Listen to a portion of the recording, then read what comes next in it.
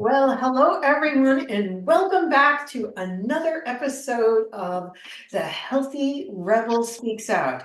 And today I am super excited because I have a fellow registered dietitian here today who has a story to share with you. Her name is Kelly Schmidt, and she has been a registered dietitian for over 16 years. She's also a fitness instructor outside of having a family, being a wife and a mother of two, and owning a local functional nutrition practice where she helps ambitious men and women to support their metabolism and nutrition. But what is most remarkable about Kelly is that she has her own story of her personal struggle in dealing with type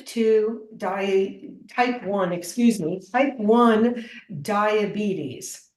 So she really has a lot to contribute to this conversation. So welcome, Kelly. Oh, well, thank you for having me, Bonnie. I'm really excited for the opportunity to be here, and I'm really excited to share my message with more ears to help people on a personal level. So thank you. Well, wonderful. Well, I would like to begin by you just sharing a little bit more of your own personal story and what made this. It's more than a job for you. I mean, this Yeah. is really a passion, inspiration. Yeah, absolutely. So I'm Kelly Schmidt. I'm the diabetic dietitian, and I've had type 1 diabetes since my eighth birthday. And don't do the math here, but that's been 32 years as of Thanksgiving in this past year.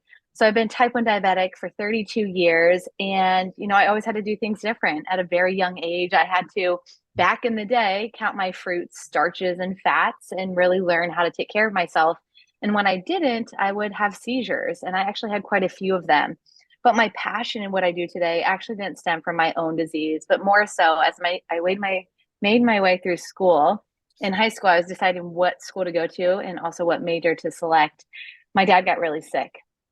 So my dad and his siblings all had type 1 diabetes as well. So my aunt, uncle, and dad had type 1. I was the only grandchild or child of the entire family tree that had type 1. And my dad got really sick. My parents didn't know what his trajectory was, so they didn't really share a lot of the communication with us. But it was my senior year, lo and behold, and I can make this story as long or short as possible. But I found myself in the waiting room of Ohio State University Medical Center, one of the first universities to do a dual transplant on my dad. So in that waiting room, he was getting a pancreas and a kidney because he was in kidney failure. And I was horrified. I was horrified of how did he get here? He was so diligent with doctor recommendations with his medications, but also I have this disease and when are the complications going to show up in myself?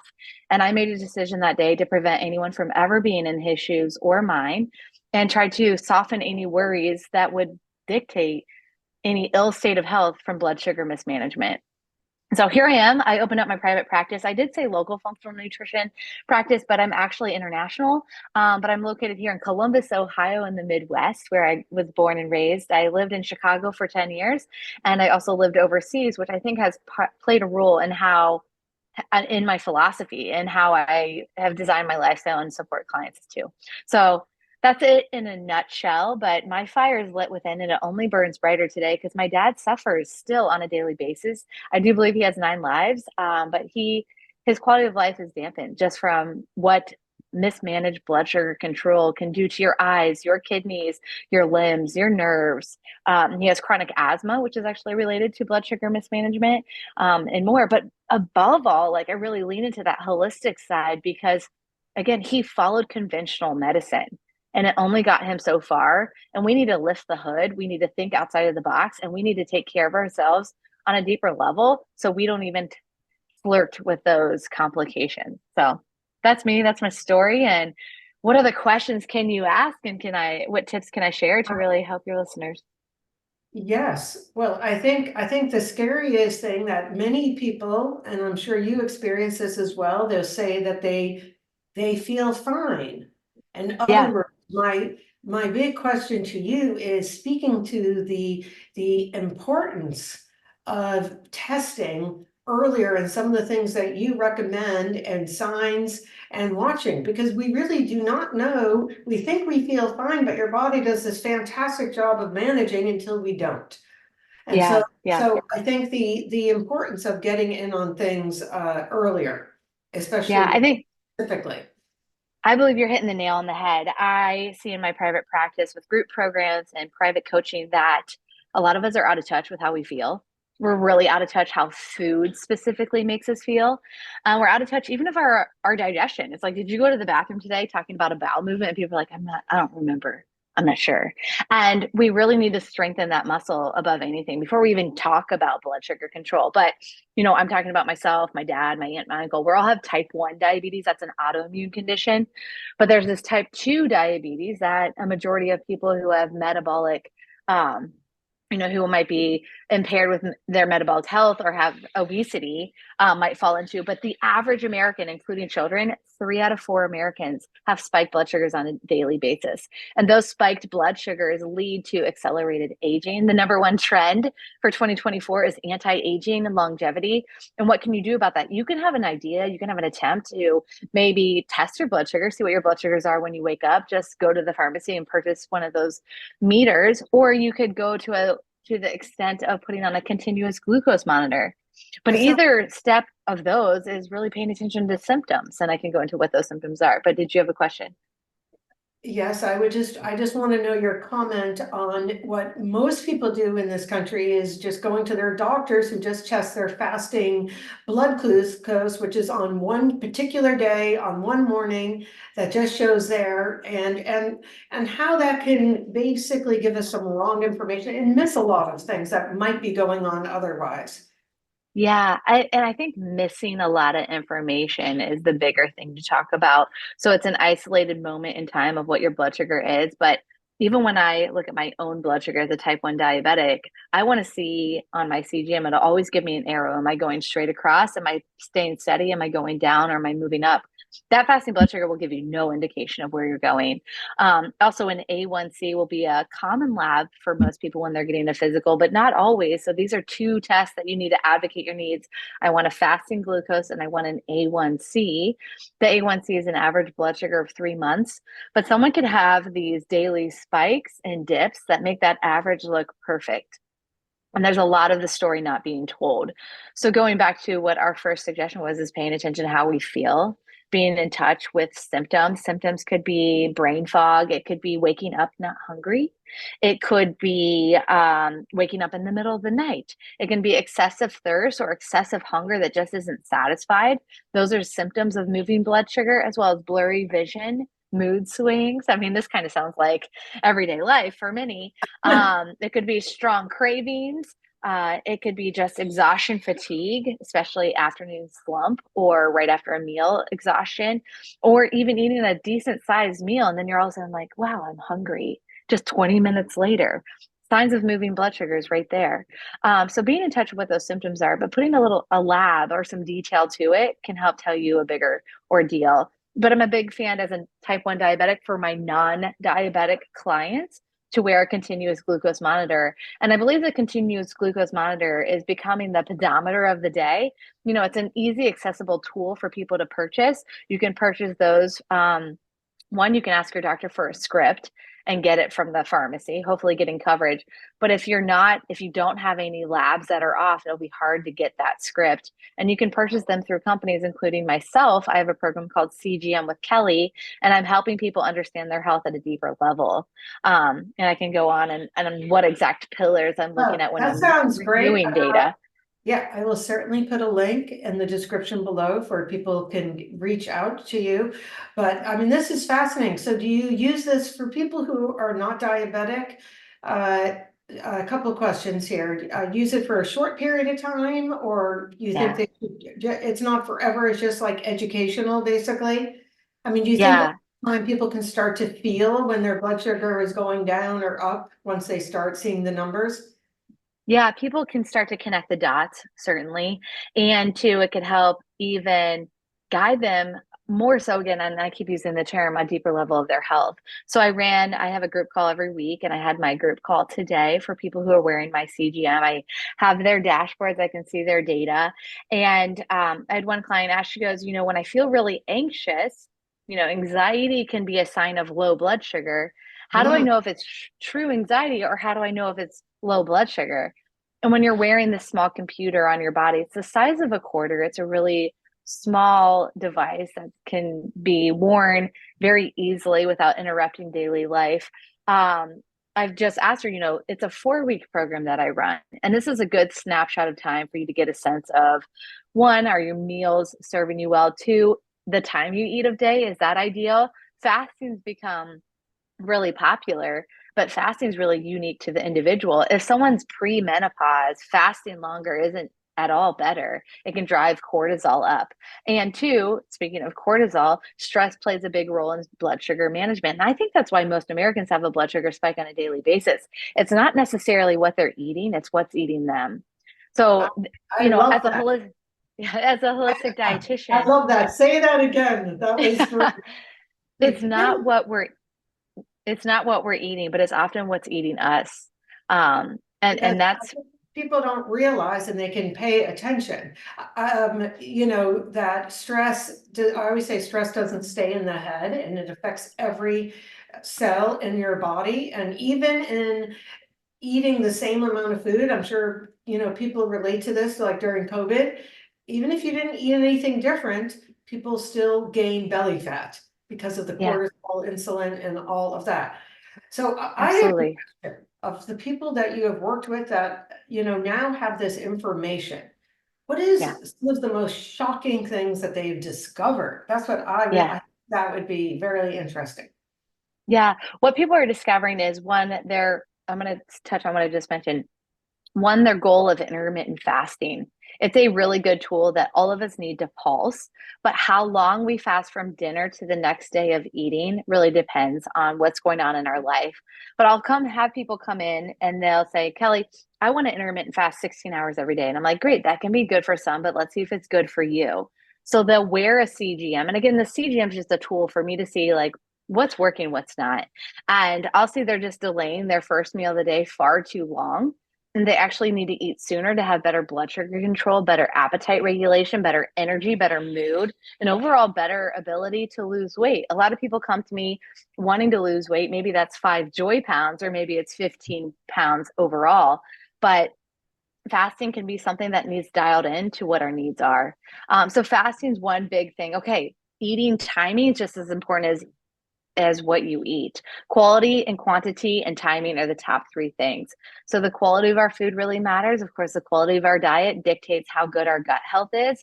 And most of my clients need support of their gut. And that support might be chewing your food 30 times a day. There's a study done on almonds, particularly, and chewing those almonds 32 times was the amount determined to extract the best nutrients from almonds. So we really need to chew our food more. We really need to multitask less and optimize our digestion. If we can't extract the nutrients from those whole quality foods, we're not able to support our metabolism to have the nutrients to process in our body. And more so, get to our digestive tract, to get to our colon to support gut bacteria. So I went on a bit of tangent there. But digestion, chewing our food, daily non-negotiables need to be reminded and emphasized even more. Wow, so that's pretty powerful in getting people to change. I mean, also exercise, getting an upsetting. I'm just imagining like, you eat a meal and then you take a walk, your blood sugar can go down. You get a stressful phone call from a client, blood sugar then goes up. I mean, I would Yeah, think it would be kind of fascinating yeah, yeah. because so what drives most of the people to join your group? Um, my audience tends to be women that are age 35 to 50, and they're starting to have a shift in their sex hormones. So this is known as second puberty. Maybe that's a new term to some people, but we're entering the second puberty, myself included, and we're having a shift of estrogen and progesterone. And as estrogen goes down, as we age, estrogen will go down as well as testosterone in men and women. We become more insulin resistant. So right away, you might see symptoms. Oh, I'm gaining belly fat. Oh, I'm not gaining much strength in the gym, or I'm just so exhausted or hungry all the time. So that's usually the above the iceberg symptoms that I'm seeing. And then I go below the iceberg to understand why. And it might be, okay, we need to shift our macronutrients. Maybe we need to adjust how many carbohydrates we're eating. And a big story that I'm always telling, no matter what my clients' goals are we getting enough protein? 40% of women are not eating enough protein. And I talk about, are you getting enough? How to get it more easily, and how to make healthy eating an obvious choice. So how And much and do you recommend as far as macronutrients, generally speaking? Because this yeah, is a huge topic. I mean, just consider thinking about blood sugar and, building what we like to call, the sink of where glucose can be disposed of after you consume a meal, right? Is muscle. yeah, So yeah. how much protein do you typically recommend for people? Yeah. My recommendation is at least 30 grams of protein per meal. And that's per meal, and it's not grazing from the morning until you get to lunch. We really want that bolus of protein to support satiety, to support the thermic effect of food.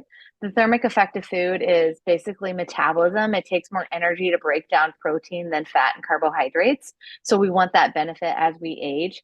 Also, that 30 grams of protein to support muscle mass. So after the age of 28, we begin to lose muscle mass 1% per year. And with that, we start to have a conversion of more body fat, which therefore hurts our metabolism, which therefore hurts our ability to manage blood sugar. So really the minimum's 30 grams. And 30 grams, What's that especially look the like? first, Yeah. What does yeah, that the first look meal of like? the Because day. it's harder for women, especially that breakfast meal, getting in Yeah. that 30 grams. So if you could you give me some examples of what you might suggest people to have? Yeah. Yeah, I have a lot of clients. They're like, "Oh, I have, some toast, some avocado toast, and maybe an egg." And I'm like, "That's great, but one egg is only 6 grams of protein, and that is not enough." So we want that healthy domino to start your day, and to hit this 30 grams of protein is important for every meal, but it's most important in that first meal for blood sugar regulation and to continue to support the metabolism. What does it look like? So, personally, I'll go with my favorites and then I'll expand from there. On a daily, I'll have usually 2 over easy eggs made with some grass fed butter, and then I'll have 3 or 4 strips of turkey bacon. Um, and turkey bacon itself will have 6 grams of protein. So, if I have 3 strips, there's 18. And then I have those 2 eggs, which is 12 more, I'll hit that 30 grams. So, it depends on my appetite.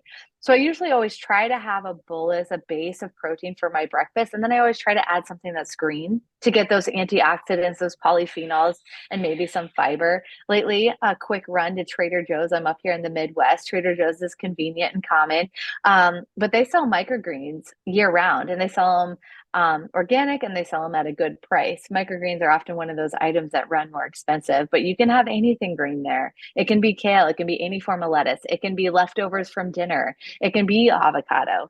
But that's one example. It looks like you were going to say something where you can add in. Well, I was just wondering how your blood sugar is after eating this bolus of protein in the morning. Yeah, it's really steady, and that's the beauty. So you want to Well, have that protein to that's support blood it. sugars the rest of the day, but it also supports cravings. People who have a strong high protein breakfast also eat 300 to 400 calories less throughout the day because the need to snack, the need to support those dips and spikes lessen. So usually I have that if I know I have a really busy, important morning of clients or programs or whatnot, and I know I'll be more safeguarded overall.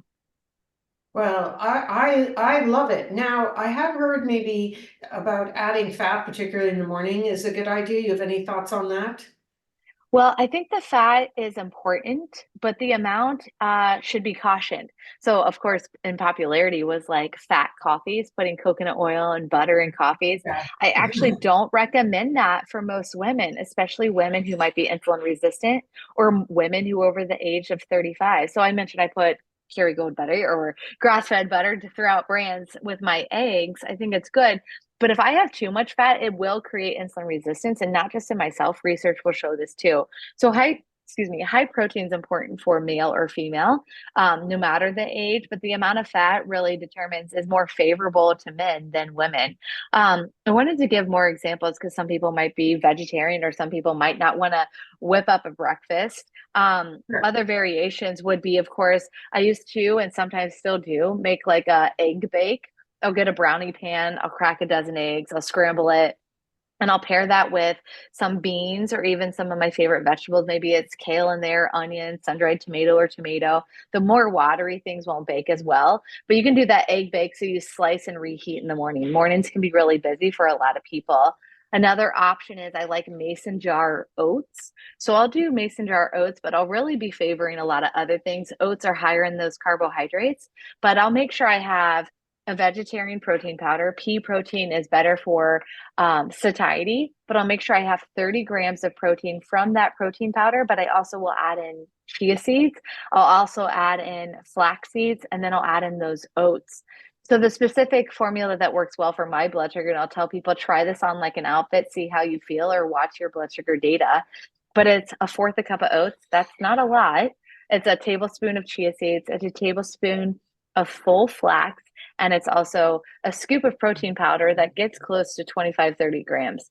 And then I fill it with boiling water. I might add some cinnamon, which is very helpful for insulin sensitivity. I also favor it for flavor.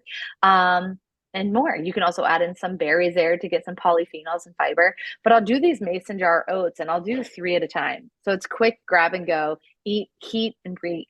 Eat, make, heat, and eat, which we need those convenience items. So I have the egg suggestions, I have this mason jar oat suggestion, and of course a smoothie. I'm doing an upcoming webinar. I do various seasonal webinars, and I have one that's on routines over resolutions.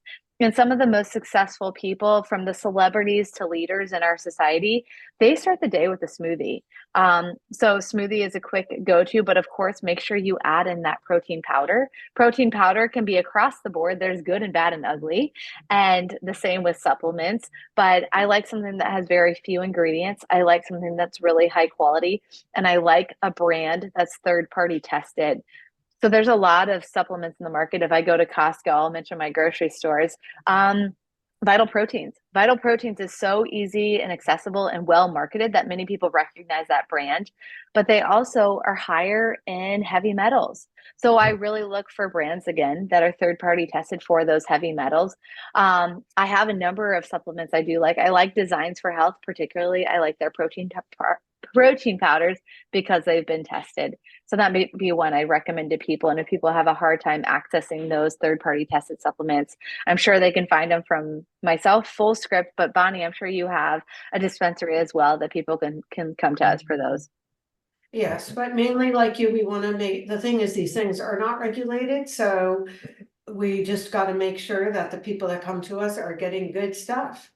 And Yeah, not look yeah, at the label. I mean, basically what I would say is I work with companies that you can go, on their website and find certificate of analysis of what's in there and what isn't in there. yeah, So I think that is that is great. So I can't leave this conversation of macronutrients without yeah, discussing the carbohydrates and diabetes thing, because I feel this has been so confusing, controversial, and all of the above. So yeah. I like your stance on this with your personal experience and working with patients that are real time testing their blood glucose. So that's fantastic. Yeah. So again, I'm not sure what your audience is. I think that there's quite a bit of overlap, but we do have this female population that's usually age 35 and up that might have a shift in hormones.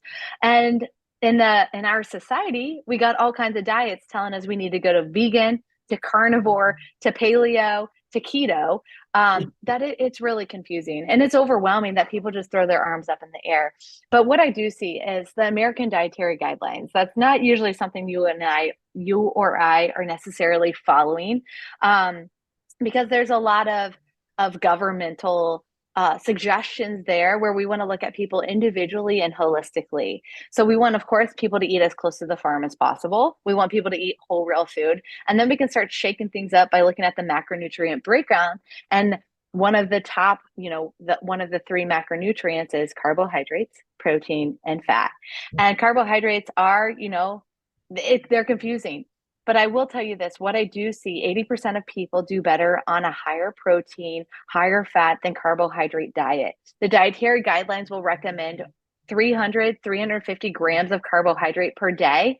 And that's a lot of carbohydrates. That would be a diet that's mostly grains, mostly cereals, mostly processed items to hit that amount. For example, an apple the size of a tennis ball will be about 20 grams of carbohydrate. So if you try to fit 20 grams or an apple into that 350, it's eating a lot of things and not getting enough protein.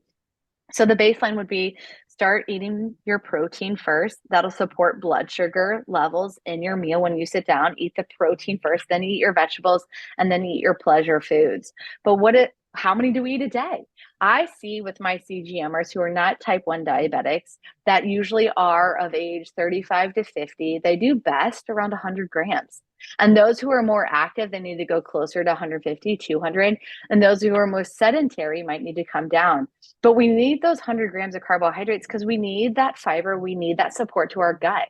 If we're not eating carbohydrates, if we're not eating plants like fruits, vegetables, nuts, seeds, although nuts and seeds might fall closer into the fat category, but if we're not eating those fruits and vegetables and the legumes, we're not feeding the good fiber to our gut.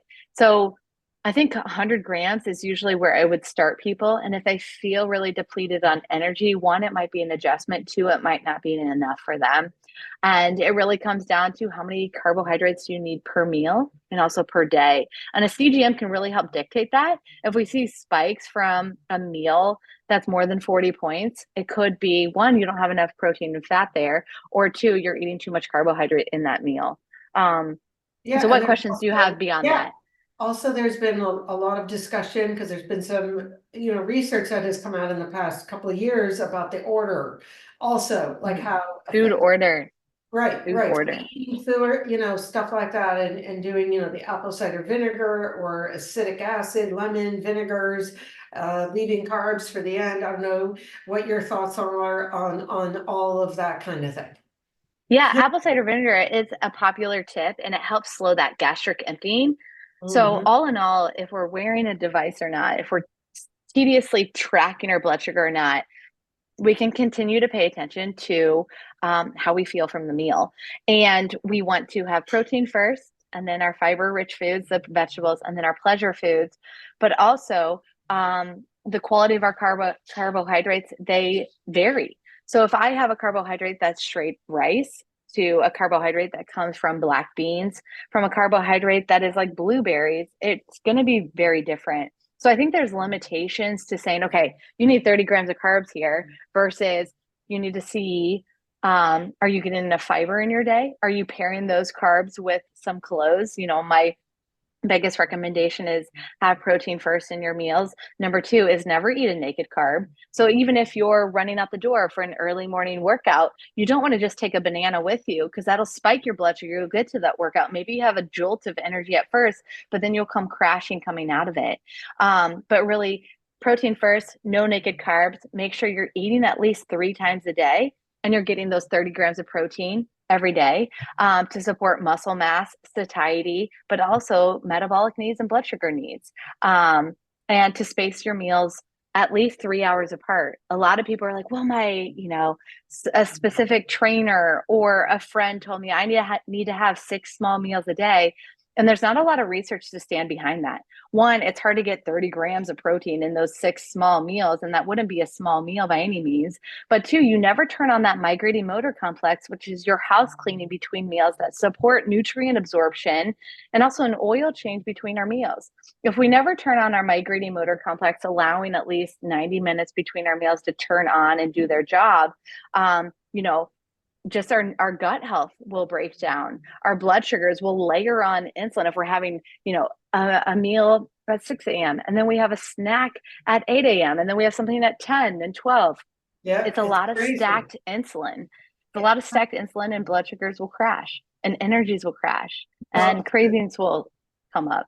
so yeah, so you make me think of a concept that might be beyond what we want to talk about, but is mTOR. So Yeah. mTOR it's mammalian target of rapamycin, but there's been a lot of research on this relative to longevity and aging. And so that idea of eating 6 meals a day, I mean, it's fantastic for the bodybuilders, but just Yeah. think about what you do with monitoring people. I mean, the purpose of that is to spike insulin and growth factor, the mTOR, 6 times a day, which is Yeah. good to build muscle. But again, we want to build muscle and then we want to stop and we want to be anabolic, catabolic, Yeah. it's, so I have a question for you in doing this, because I have read about this and I would love your opinion. So on one, like how one meal affects your blood sugar for the rest of the day, like what you eat for dinner and how that affects your morning blood sugar, or how your morning blood sugar, I heard if you don't get the right breakfast in, as an example, then I've heard that you can never get it back during the day, even if you eat the balanced lunch. Is that a Yeah. myth, or is there something Yeah. to what I'm saying? Yeah, I haven't heard this as often. I'm not getting this similar question, but I will tell you this. Dinner is really, every meal is important. And what we eat for dinner is just as important as when. And if we eat too late, we can sacrifice our sleep. And if we sacrifice our sleep, we're going to wake up insulin resistant.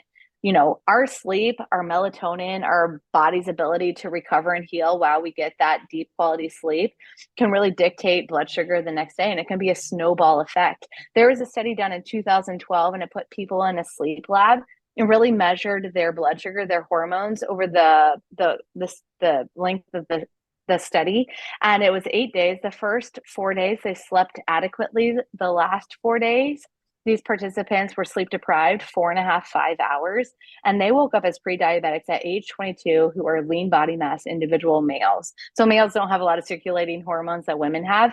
But what they found is being sleep deprived just 4 days will accelerate their insulin resistance and set them up as pre-diabetics and age them 20 years. So if we eat a large meal late, we're not going to have that good quality of sleep, and it'll make a big difference. So it comes down to, again, having that 30 grams of protein, maybe starting with a volume of protein that's the width and length of the palm of your hand. Most of us need about a palm and a half, but hitting that 30 grams, making sure you have some form of fiber, let that be fruit, vegetables, legumes, intact grains, and some form of pleasure. But you really want that protein to have your blood sugars be steady over the night so you can have that quality of sleep. But if you have to eat late, eat light and wake up to a grand meal.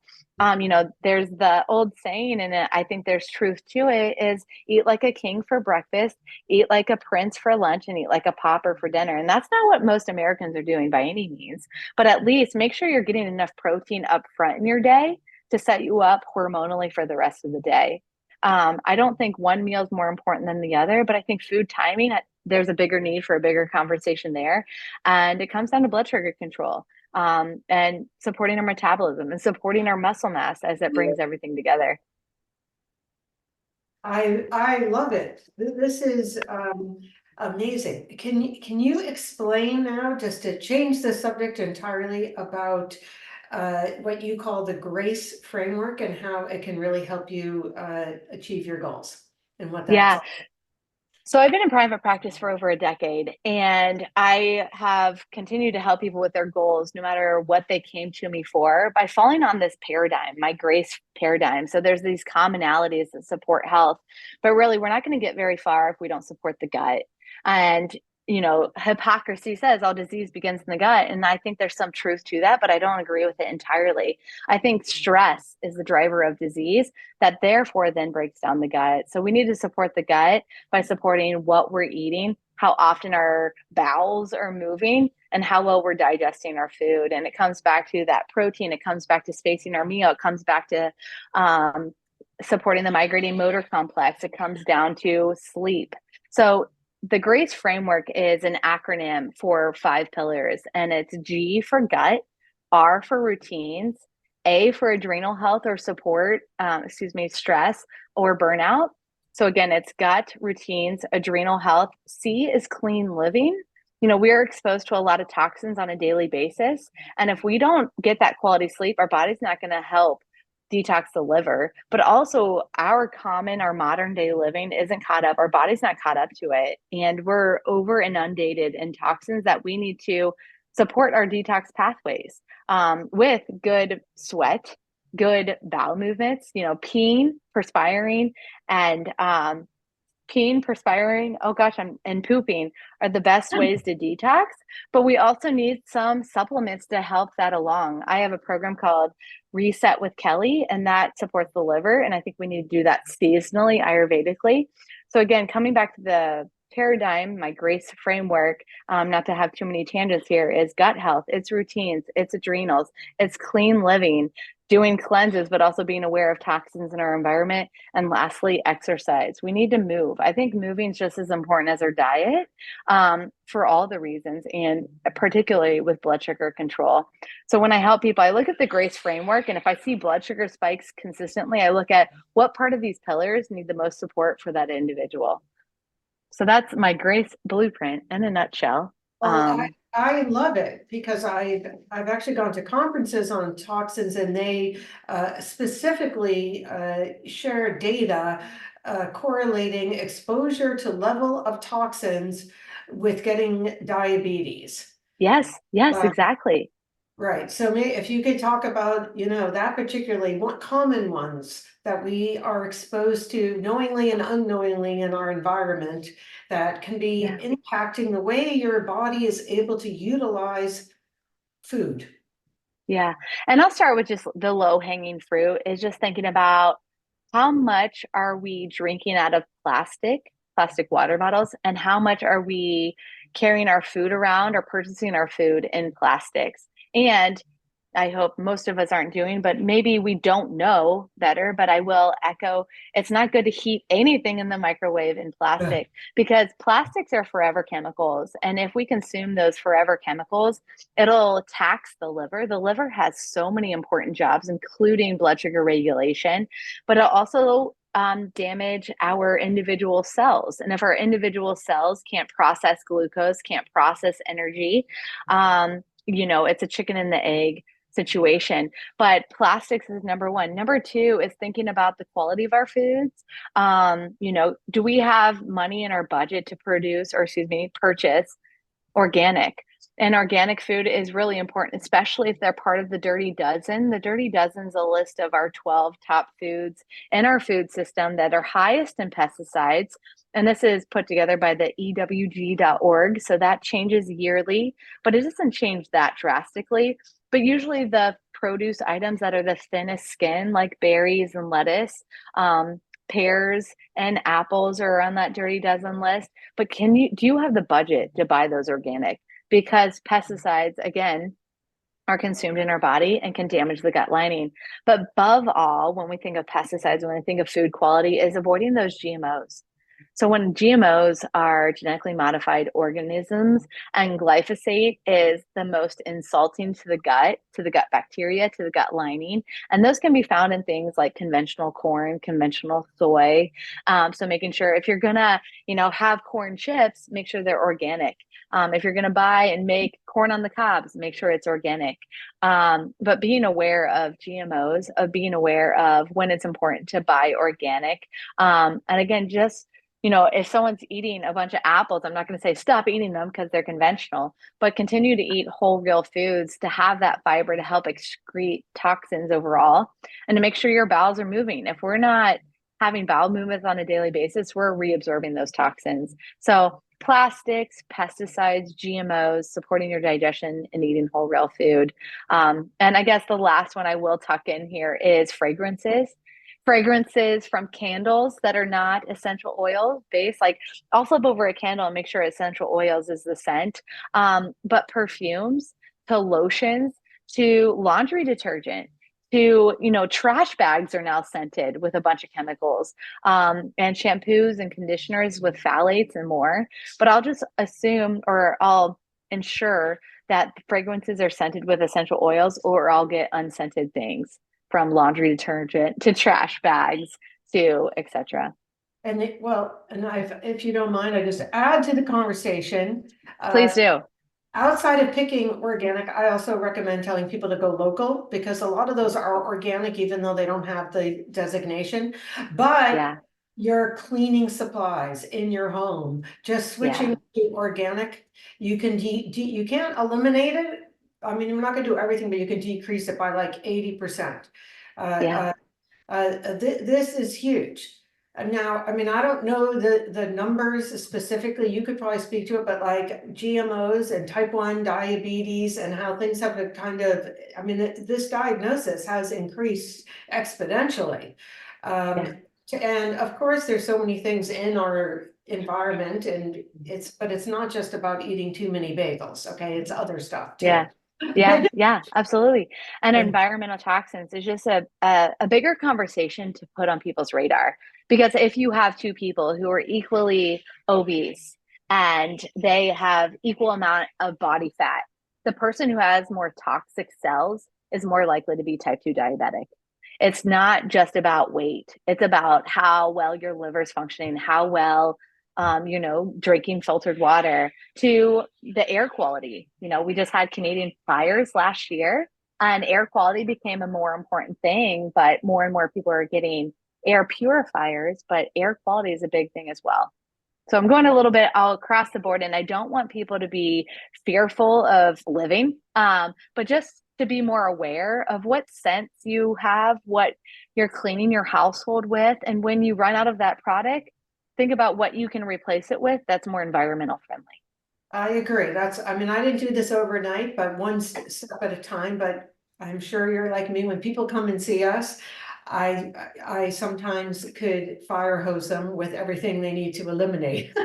Yeah, yeah, So, yeah, but finally, what I'd like to ask you, because I think you touched on this slightly, is just the real importance of using this tool as a means to advocate for your own needs, because there's the genetics, there's your exposures, there's all of these things that come together, that everyone has their own particular journey. I mean, right? yeah, So you yeah, can't just follow some influencer that says you should be eating this or that. That may not yeah. be for you, right?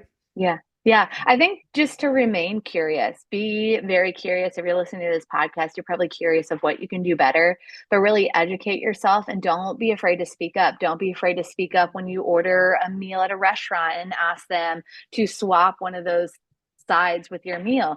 Don't be hesitant to speak up at the doctor's office. If you have a doctor's appointment, I hope you go with questions. They only have so much time. Most doctors see 60 patients a day. That's a large amount of time. And if you're coming to someone like Bonnie or myself, we're going to spend a full hour with you and comb through every little detail to look at you as a whole person. But really advocate your needs, be in touch with how you feel, and look for trends, track symptoms, and know when to go in and get that checked out on every level. Yeah, I couldn't agree more, being your own advocate. And just, to end this discussion, but back to the CGMs for people who think, it's just for diabetics. I mean, I think that this is an invaluable tool that could pick things up when you have the chance to do something about it. Yeah, absolutely. You know, Absolutely. don't wait until there is a problem going on, Yeah. right? Yeah. Yeah. Uh, And I think, oh, I don't want to cut you off. Go ahead. no, that's it. I was just going to say, in summary, my big message is be in tune with your body. Try to be in touch with how food makes you feel, and maybe whip out a notebook and take some notes for a week or just a few days. And also, why don't you take what you ate yesterday and put it into a free app like MyFitnessPal to have an idea, are you eating enough protein and how many carbohydrates are you consuming? And just grasp, again, are your carbohydrates really high? Is your protein really low? This or that, and how are you feeling, how are you sleeping, how is your digestion, and how are you going to the bathroom? And then from there you can use that grace framework to support your symptoms if you have an abundance of them. How's gut health? How are your routines? What routines do you have in place, or do you have any? Can you instill some? One of the most important routines is quality sleep, not eating late, among others. A is adrenal health. I didn't touch on that deeply, but stress is such a player in health. Um, Chemicals, I think we went into that. Clean living quite a bit. And lastly, exercise. I didn't touch on that enough.